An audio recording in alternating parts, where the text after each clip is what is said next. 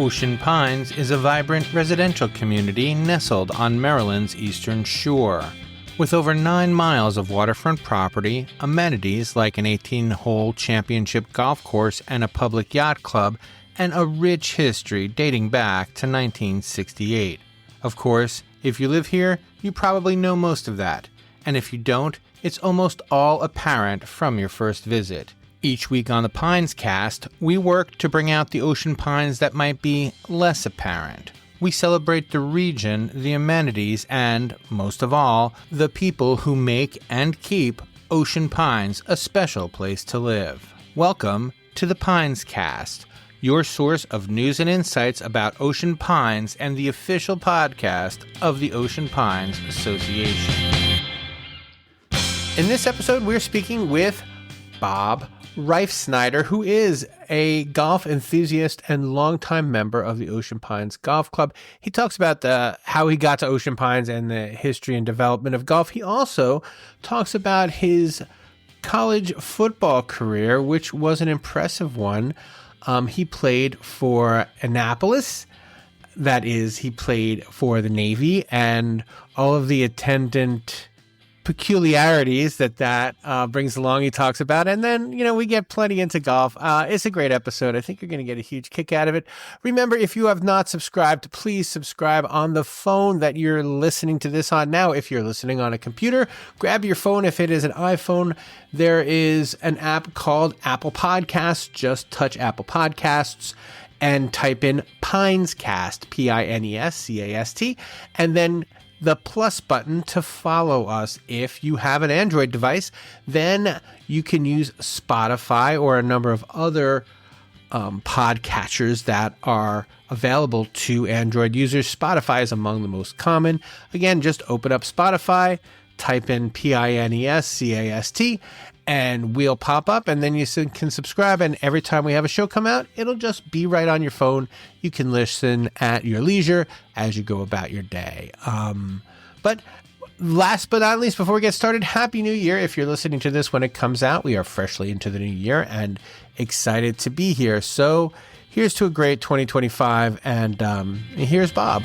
So you have been in Ocean Pines, you said, for the last 30-ish years, not even 30-ish years. As we record this in early October, it's almost to the day that you've been in Ocean Pines. But you had a huge life before you even got to Ocean Pines. So let's talk about that a little bit. Let's start with the Naval Academy. So you played football for the Navy? Yeah, yes. I played 1956, 57. The 58 year, that was the year I was injured and did not play. And that injury kept you from continuing your football career? Well, I was drafted by the LA Rams, who then traded me to the Giants and then to the New York Titans, who are now the Jets. But I guess it was all done, hopefully, that I would come back, and I never did.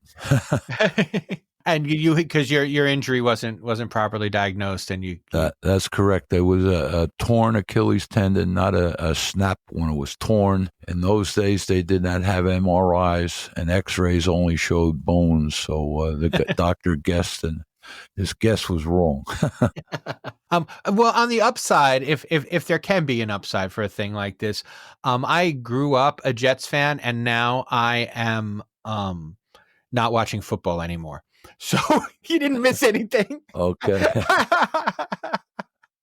I guess you didn't miss anything. You didn't miss. I'm not telling you anything, but you didn't miss anything from the Jets.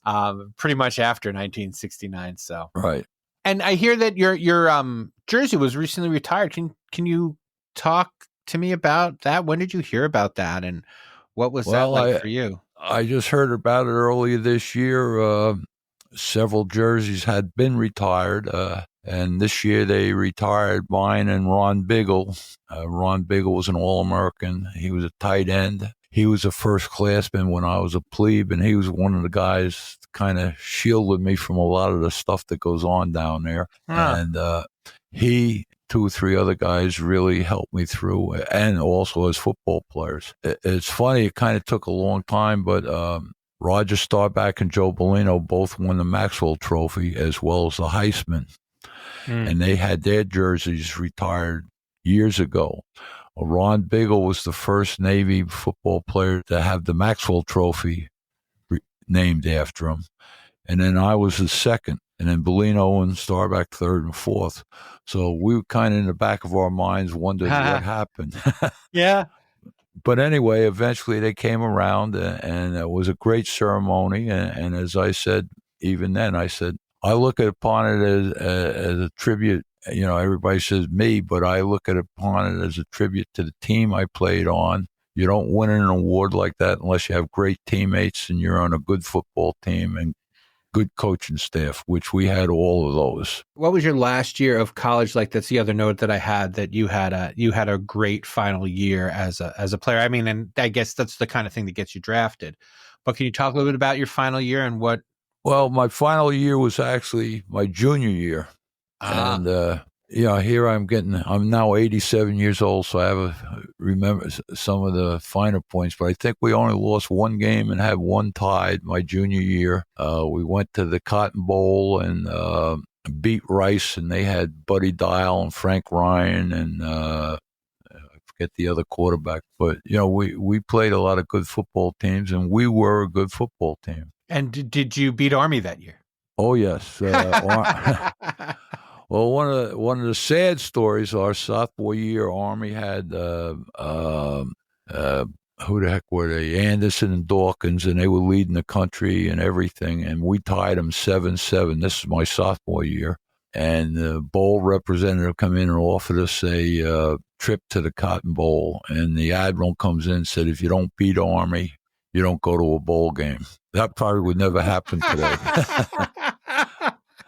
That would never happen today because of the money involved. But we had tied.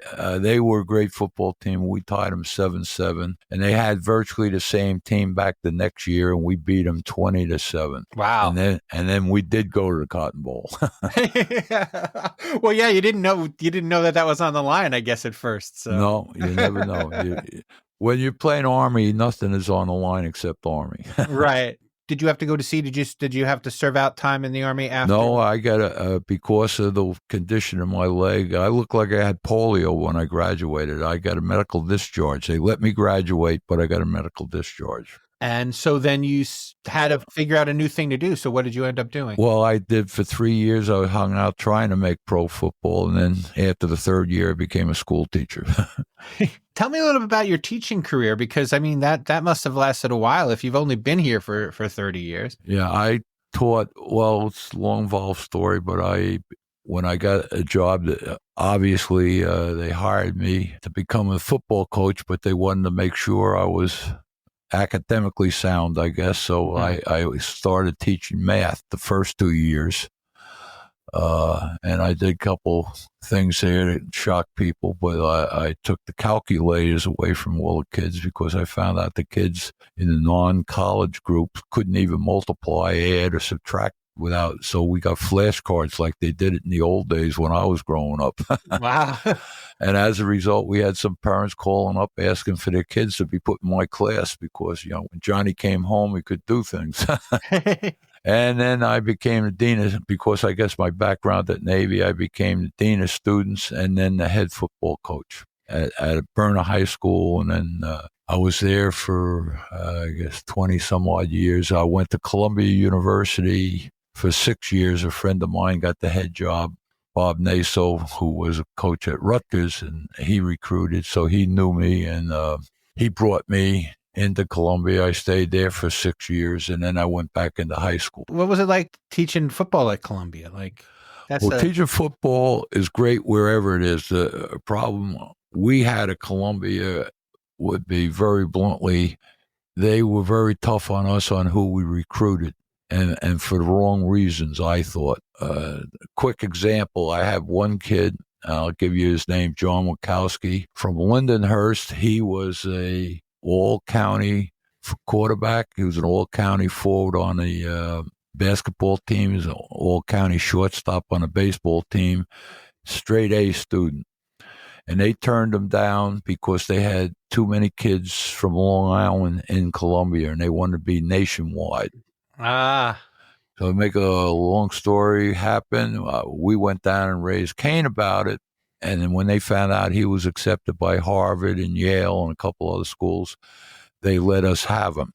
And he turned out to be the Bushnell Award winner, which is the best player in the Ivy League, and got drafted by the Detroit Lions. But the number of those types that got turned down just made it kind of futile to have a real great program at Columbia. As we're finding out today, Columbia seems to be very interested in their image more than anything. More than anything else. Well, I mean, they had good standards. Don't get me wrong. The fact is, they wanted to spread it nationwide, and for us to recruit, like the reason a lot of good kids wanted to play at Columbia instead of somewhere else.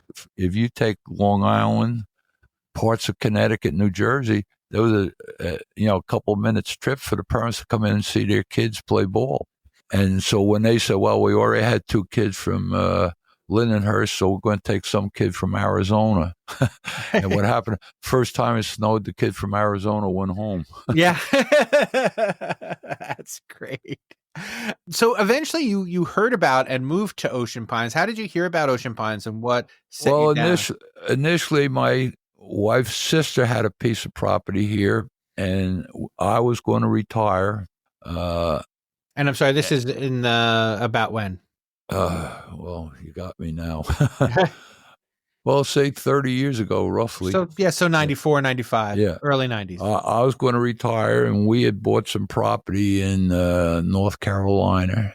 And so we were on our way down there to look at it. It was in New Bern, Oriental, North Carolina. And we stopped here to look at Sandy's sister's place. And right away, it had everything we wanted. What was best about it, our kids were still in New York at the time. I have a daughter and a son and a daughter. They were kidding us. They said, if you go to North Carolina, you'll never see us. But down in Ocean Pines, we're 2 hours away. And so it hit a happy medium. We were 2 hours from Long Island and roughly 2 hours from Annapolis. And as you know, the amenities here can't be topped. You had everything I would want. Golfing. I had a boat in the marina. Good friends. We made a lot of good friends here. Still have a lot of good friends here. It's just been wonderful. And when in those early days, what was it like for you in Ocean Pines? Because in the early 90s, that was kind of like a transitional period. It was already kind of becoming a year-round place, right? Yeah. Well, basically for us, we made friends. My wife and I both took up golfing right away, and I had a boat that I brought down from Long Island, so we were in a marina. So we were initially basically in 2 fine social groups too. The people who fished and boated and people who played golf. And since then we've expanded that group, but basically that's where all our friends and parties, all that stuff came from, those early years, being a golfer and being a boater. So you were attracted by the golfing and the boating, and how did you find your way kind of into the club, how do you make friends when you come down cold like that? To me, it was very easy. I've always been able to make friends. My wife is the same way. She's still very active in virtually every women's club there is. So you just, you can't be shy. You have to be willing to join things and do things. I'm sorry. Do you still boat, or are you? No, I got so involved with golfing, boating. I started running my boat at night, and very bluntly, I came from Long Island, which was you couldn't beat it for fishing. Because you had the sound on one side and the points on the end of it, and the ocean, and down here the fishing. I didn't think the fishing in the bay was that good, and I was a little leery running out in the ocean with a single engine all the time. So, and then I started playing so much golf. I said, "Hey, I don't need the boat." Hey there, listeners. Are you in the Ocean Pines area and looking for a pharmacy that goes above and beyond?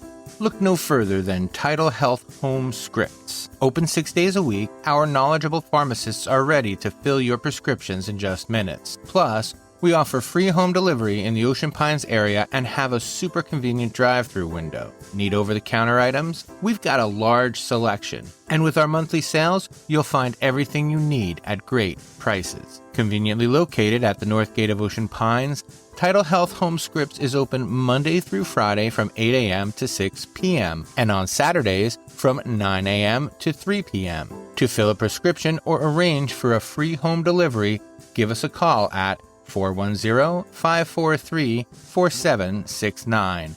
That's 410-543-4769. Remember, that's Tidal Health Home Scripts, your trusted pharmacy partner. So tell me a little bit about how the golf game has changed since you got here, because you're playing on a completely different golf course than you were playing on when you first arrived, right? I don't think it's that much difference. It was designed. It basically, we've had some good years and bad years as far as the conditions of the golf course. Right now, they have a young guy who's doing a super job here. I think the biggest change for me, and is a negative one, I hate to be negative, is we're getting so much outside play now, which because of our membership has dropped because of the ages and so on. We get a lot of outside play, and it kind of cuts our time in. For example, I think this Saturday is totally booked by outside play. Normally, I used to play with Don McMullen on Saturday. So that's just one example. But and to be fair also, it's also, I think, the first time since I've been here the last few years is where Ocean Pines amenities are making money now. Well, that's one of the things that I was about to bring up, because when I used to cover Ocean Pines, that was one of the big things, like trying to get more outside play because they were having trouble sustaining the golf course with just internal membership. Right. It's one of those, what the Yogi Berra, nobody goes there anymore, it's too crowded. Yeah, right. That's one of my favorite ones. Along the same lines, my son, who's a 2-handicapper, he graduated from the Academy in '82, and he's now an American. He was a pilot in the Navy, now is an American airline pilot, but he's also a great golfer. He just fell in love with the game. And he belongs to the Olympiad golf course out in San Diego. And he comes in, he says, geez, Dad, if you guys would, he said, he thinks this Robert Trent Jones is one of the great layouts of any golf course he's ever been on, the way it's been laid out and plays. But if you would fix the rough and the bunkers, and I said, Bobby, I pay $3,000 a year here to be a member. You pay 50 some odd thousand. So that's the difference, I think. Well, but the quality of the golf course, especially for the area, is something that it is a topic to which people continually return when they're talking about it. Yeah, it's tough weather-wise. Like you get those long, hot summers, and it just takes a lot of attention. As I said, I think this new fellow we have has done a great job, and I don't think our course, in fact, I've heard sometimes it's better shape than some of the ones around us. So who knows? But also it's like yours though. That's the other thing is, And it's never been where it's been unplayable. And that's important for a community golf course. Even though it's also a public course, the idea of making sure that it's got to be reliable. It's not a Jaguar, but it starts every time. Yeah, right. What has continued to attract you though to the course? Because I would figure after 30 years, you've kind of got it all figured out. Well, in the beginning, we used to when we were younger, we had groups that used to go to different. We used to have a thing called MISCA, which was a senior citizens golf outing at several clubs in the area. So we not only just played here, but we played courses in Delaware, Maryland, all over. And that would happen. I think it was once every 2 weeks. But yeah, it's just the camaraderie you have with your golfers. And you have good people here, and you come back, there's always someone to play with. You get in a group, and I've been in several different groups, and basically you kind of grow into a group you can play with. Like now, 87 years old, I can't hit the ball half as far as I used to. Right. So I don't want to get in with the big knockers. So I have now playing the senior tees with a group of seniors when we have a good time, and that's Yeah. what it's all about. Can you tell me a little bit about this? You said Miska. Was that short for something? Was that like a tour? Miska, again, you got me. It's a Maryland. Basically, it was a senior thing. It wasn't a tour, but like you could go up to different courses, and it was a group of courses in Maryland. And one week you'd go up to Delaware and play. And again, I wish I was prepared. I could give you the names, but I don't That's remember. okay. But one week you would go up there and you would have a tournament up there and eat lunch, and then a week later or 2 weeks later you go to a different course and do the same thing. And eventually the Ocean Pines would host it one week, and all of a sudden it died out. And why, I don't know. Maybe we started getting too old or got expensive to do or what, but I miss it because it gave us a great opportunity. The other thing, I belong with a group of Naval Academy guys that we always went to Williamsburg every year. And when COVID came, that stopped us from doing that. We haven't done that.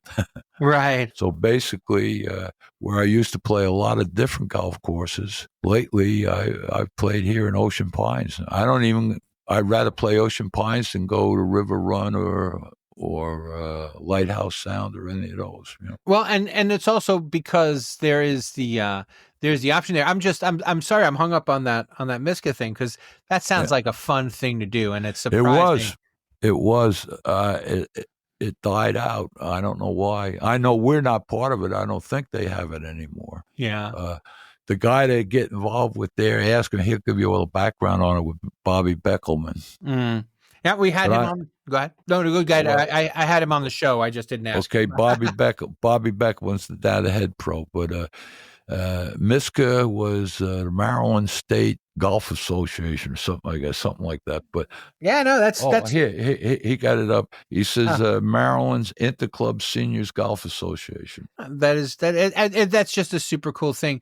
But part of living here, especially when it comes to golf, is having those other options is nice if you want to get out, but you don't have to, because you can play on this course. Well, what happened to me, and the Naval Academy, I played over there. And in fact, I used to bring a group of 20 to 30 guys once a year over to Naval Academy. We'd have a big tournament over there. But all of a sudden, now I have season football tickets, and I'm not even sure I want to go to Navy to watch football. It's 2.5 hours away each way, Right. And it sounds funny, but we've for example complained to the athletic director about the 3:30 games, because that means I'm coming home at dark.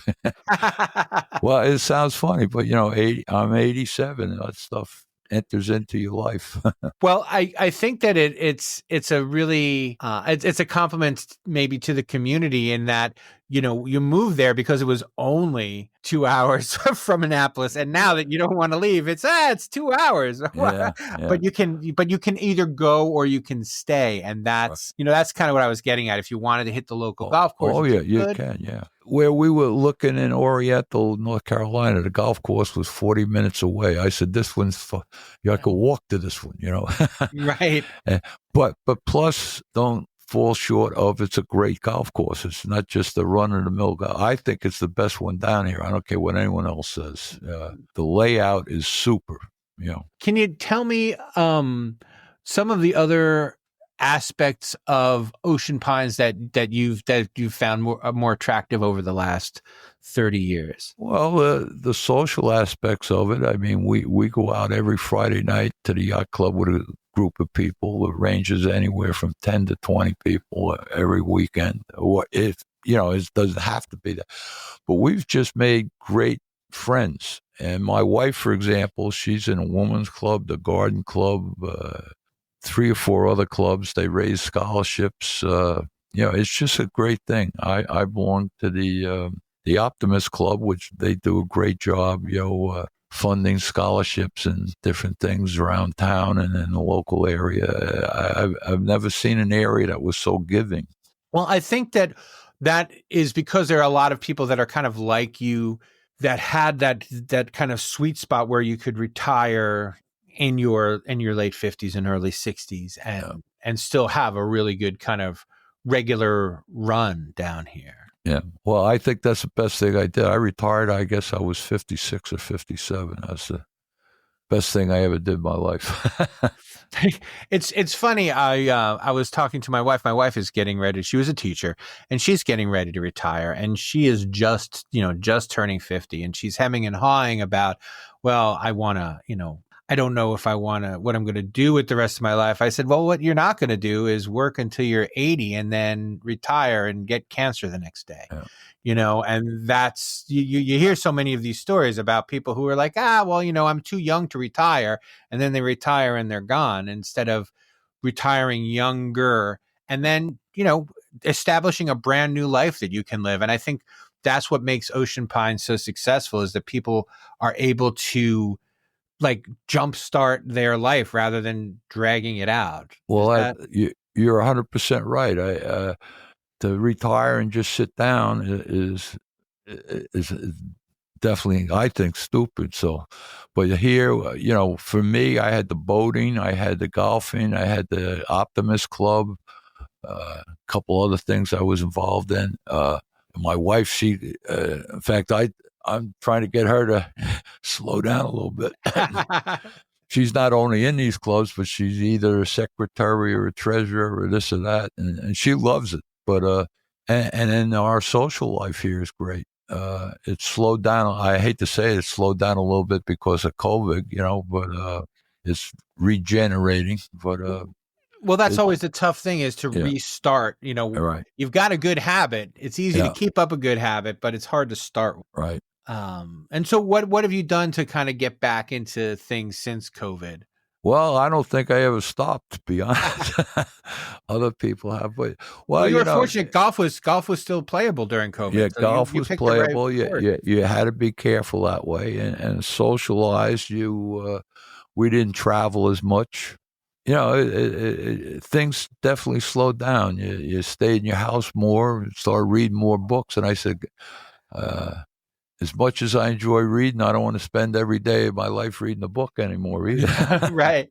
Excellent. Well, we are kind of coming up against it, so I like to ask the same question to everybody. Is there something I should have asked and didn't ask? Is something you thought you'd get a chance to say, but I didn't provide it? No, I think you covered everything very well. I mean, we have just, as far as Ocean Pines goes, it was a great choice. We've had great friends. We've had a great time down here. It's a nice community. You have golfing, tennis, and everything, but it's the people here that make it. Really, we've have so many friends and so many things to do, and when you have a lot of friends, some of them have different ideas, and you get involved in different things you never thought of. So it's it's just been wonderful. We couldn't have made a better choice. Excellent. All right. Well, thank you so much for your time. It's been a pleasure. Thank you. Okay. The Pines Cast is an Ocean Pines Association production. It was written and edited by me, Tony Russo, executive producer, Josh Davis. It has been a great year. We're looking forward to another great year at Ocean Pines, and part of that is us being able to connect with you. So if you would like to get in touch with me about the show or about anything in general, I guess, you can reach me at by Tony Russo on Instagram, or you can email me at the email address by Tony Russo, BYTONYRUSSO at gmail.com. You can also send me voice messages at that number. Just use your voice memo app to record something and send it along, and I'd be happy to play it. Or if it's easier, send an email, and I would be happy to read it with your permission on the show.